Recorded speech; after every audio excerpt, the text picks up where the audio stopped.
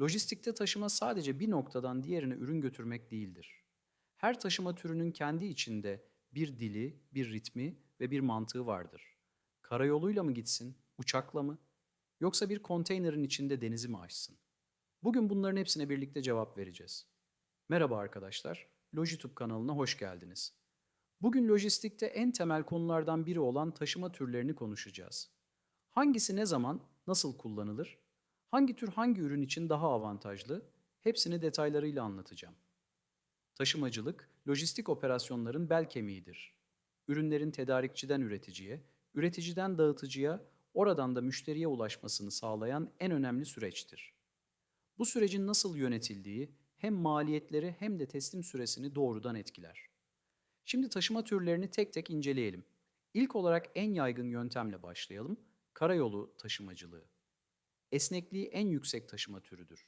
Kapıdan kapıya teslimat sağlar, güzergah değiştirmek kolaydır ve zaman planlaması daha esnektir. Kısa ve orta mesafelerde çok kullanışlıdır. Ancak yoğun trafik, yol koşulları ve mazot fiyatlarındaki değişkenlik gibi nedenlerle bazen tahmin edilemeyen gecikmeler yaşanabilir. Örnek, Türkiye'den Almanya'ya tekstil ürünleri karayoluyla taşınır çünkü hızlı ve esnektir. Gelelim demiryolu taşımacılığına. Ağır yükler için idealdir. Büyük miktarda ürünü düşük maliyetle ve çevre dostu şekilde taşıyabilir. Ancak altyapıya bağımlıdır, her noktaya ulaşamaz. Özellikle konteyner taşımacılığı demiryolunda oldukça yaygındır. Örnek, Çin'den Avrupa'ya trenle taşınan elektronik ürünler. Bir kuşak bir yol projesi kapsamında demiryolunu kullanır. Üçüncü taşıma türü, deniz yolu taşımacılığı.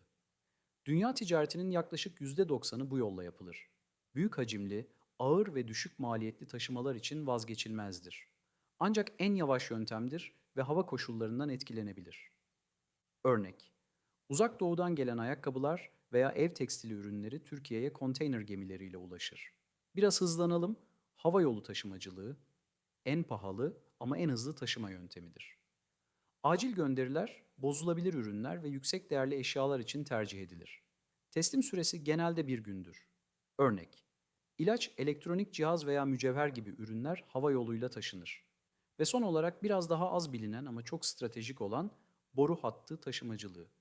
Sıvı ve gaz ürünlerin sürekli ve güvenli bir şekilde taşınmasını sağlar. Petrol, doğal gaz ve kimyasal maddeler genellikle bu yolla taşınır. İlk kurulum maliyeti yüksek olsa da uzun vadede en ekonomik yöntemlerden biridir. Örnek, Türkiye'nin doğusundan gelen petrol boru hatları bu taşımacılığın güzel bir örneğidir. Tabi taşıma türleri genellikle tek başına değil, birlikte kullanılır. Bu da bizi intermodal taşımacılık kavramına getiriyor. Yani bir ürün önce karayoluyla limana gidiyor, sonra deniz yoluyla başka bir ülkeye taşınıyor, orada tekrar karayolu ya da demiryoluna aktarılıyor. Bu yöntem hem maliyeti azaltır hem de taşıma süresini optimize eder. Lojistik profesyonelleri için en önemli konulardan biri şudur: hangi ürün, hangi taşıma modu için daha uygundur? Bu sorunun cevabı ürünün boyutu, ağırlığı, hassasiyeti, hedef pazara olan mesafesi ve teslim süresi gibi birçok kritere göre değişir. Bu videoda taşıma türlerini genel hatlarıyla ele aldık. Eğer bu içerik senin için faydalı olduysa kanala abone olmayı ve videoyu beğenmeyi unutma. Yorumlarda şu sorunun cevabını senden bekliyorum. Sence Türkiye'de hangi taşıma türü daha çok kullanılmalı ve neden? Bir sonraki videoda görüşmek üzere.